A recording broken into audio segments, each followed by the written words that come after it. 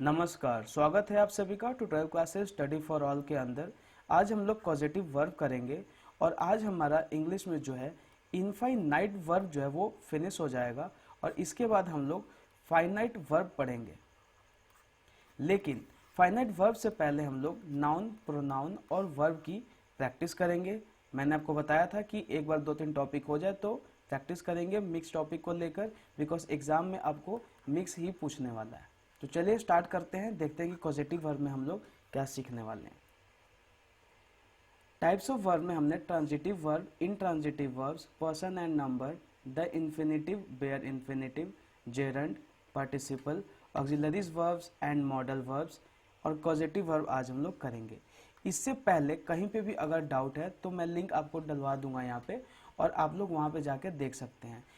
आपको बताया मैंने कि नेक्स्ट लेक्चर से हम लोग प्रैक्टिस करेंगे तो आपको बेसिक आना चाहिए। तो चलिए स्टार्ट करते हैं कॉजेटिव वर्ब को। कॉजेटिव वर्ब क्या होता है? It is use to show that someone hires someone to complete the task.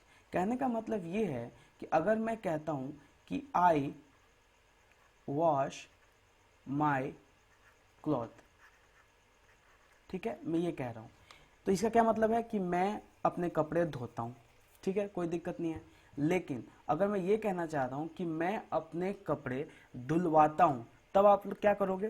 तब हम लोग पॉजिटिव वर्ब का यूज करते हैं। तब मैं क्या कहूंगा कि I get my cloth washed.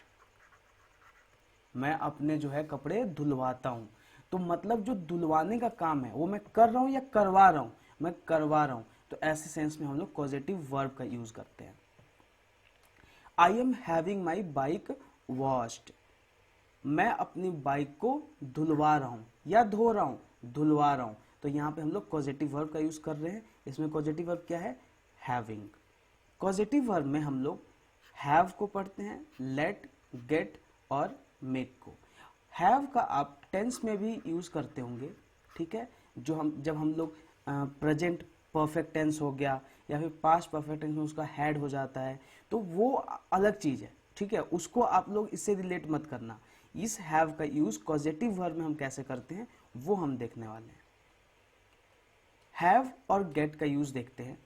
She has got her book parcelled. यहां पे आप ये देखो कि जो गॉट है यहाँ पे टेंस के अकॉर्डिंग चेंज होगा। ये पास्ट का सेंस दे रहा है या फिर कंप्लीशन का सेंस दे रहा है, परफेक्ट का टेंस दे रहा है, इसीलिए यहाँ पे गॉट का है। She has got her book parcelled. उसने अपना बुक जो है पार्सल करवाया, ना कि उसने किया। तो she has got her book parcelled और यहाँ पे गॉट किस तरीके का यूज है? यहाँ पे पॉजिटिव वर्ब का यूज हो रहा है। यहाँ पे I have had my hair cut trimmed. जो है उसने अपना बाल जो है वो कटवा चुका है। कैसे?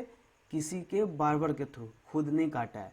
तो यहाँ पे I have had my hair cut trimmed, मैंने अपना बाल जो है वो कटवा लिया है। तो यहाँ पे कट का जो थर्ड फॉर्म होता है वो कट ही रहता है।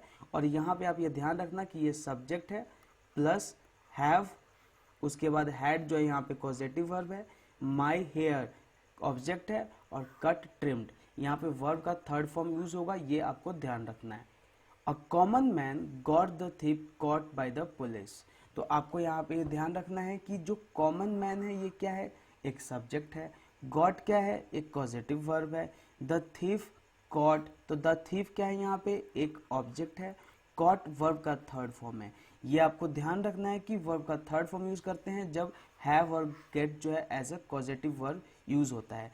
यहाँ पे आप ये कंफ्यूज मत होना कि इसमें पॉजिटिव वर्ब क्या है, कैसे यूज कर पा रहे हैं, बिकॉज यहाँ पे आप ये देखो कि अगर ये सेंस दिलवाना है कि वो चीज करवाया गया, किया गया नहीं, मतलब डायरेक्ट जो ये सब्जेक्ट है, ये अ कॉमन मैन, ठीक है, इसने क्या किया है कि चोर को पकड़वाया है किसी के थ्रू, खुद नहीं पकड़ा है, ठीक है। अ कॉमन मैन जो है पुलिस के थ्रू चोर को पकड़ाया है, खुद नहीं पकड़ा है। तो ये कहाँ से सेंस देंगे? मतलब उस सेंटेंस में हम क्या वर्ड यूज करें जिससे कि ये सेंस मिले कि उसने जो है पकड़ा नहीं है, पकड़वाया है। तो ये जो वर्ड है वही है क्या? Positive verb. गॉट है यहाँ पे, ये हैड है और यहाँ पे भी जो है गॉट है।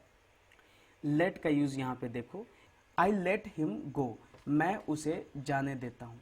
ठीक है। तो यहाँ पे मैं गया या मैंने उसे जाने दिया, मतलब जाने वाला जो काम है वो मैंने करवाया, ठीक है। आई लेट हिम गो का यहाँ पे यूज हो गया।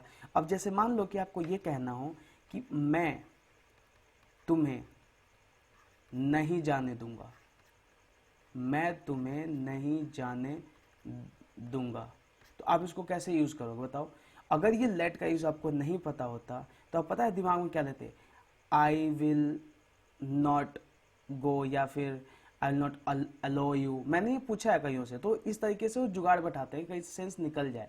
But now you know that by using the let you can make the sentence properly.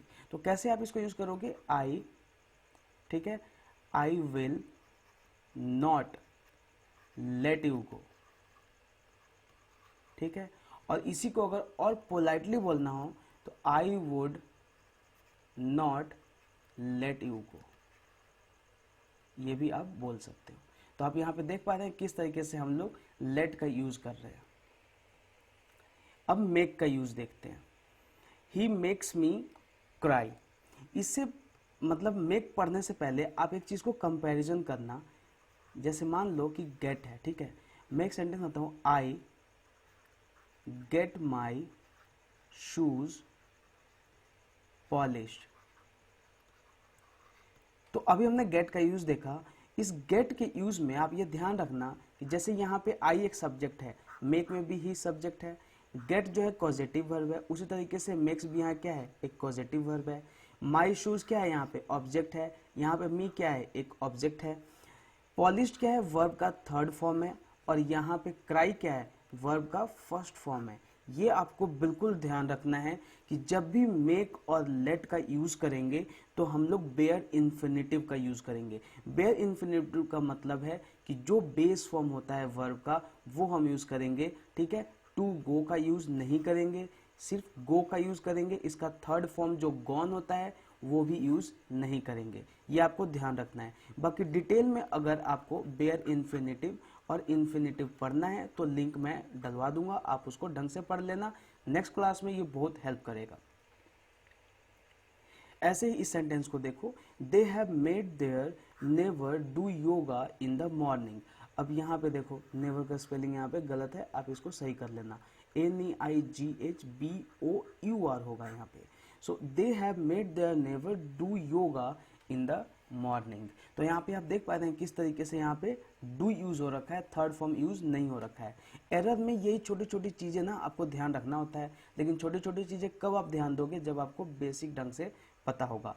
और बेसिक कभी भी आपको प्रैक्टिकली रिलेट करके पढ़ना है, जैसे कि मैं अभी आपको डिस्कस कर रहा हूँ। आप इसको किसी को पढ़ाओ, कोई छोटा घर में होगा उसको पढ़ाओ, ढंग से आपका रिवीजन होता जाएगा और आप किसी को कुछ सिखा भी दोगे।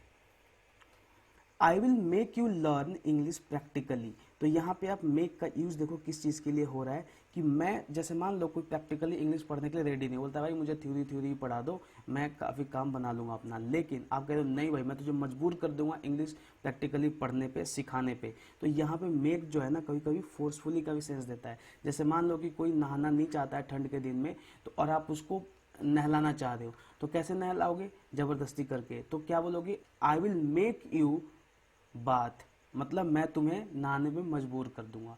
तो इसी तरीके से मेक का हम यूज करते हैं जब हम फोर्सफुली या मजबूर कर देते हैं कुछ करने के लिए। So I will make you learn English practically जो है ये सेंटेंस होगा, जिसमें कि मेक जो है एक कॉजेटिव वर्ब है। तो आज था ये हमारा छोटा सा topic causative verb. Next lecture में हम लोग प्रैक्टिस करेंगे। मैंने आपको बताया कि नाउन, प्रोनाउन और वर्ब का जो मिक्स क्वेश्चन होगा इसमें, और जो वोकैब वाला जो लेक्चर है वो आपको मिलता रहेगा। तो आज के लिए इतना ही। अगर आपको लेक्चर पसंद आए तो लाइक कीजिए, शेयर कीजिए, चैनल को सब्सक्राइब करना ना भूलें और बेल बटन को भी प्रेस कर लीजिएगा। इससे आप अपडेट रह पाओगे और टाइम टू टाइम नोटिफिकेशन मिलती रहेगी। Thank you.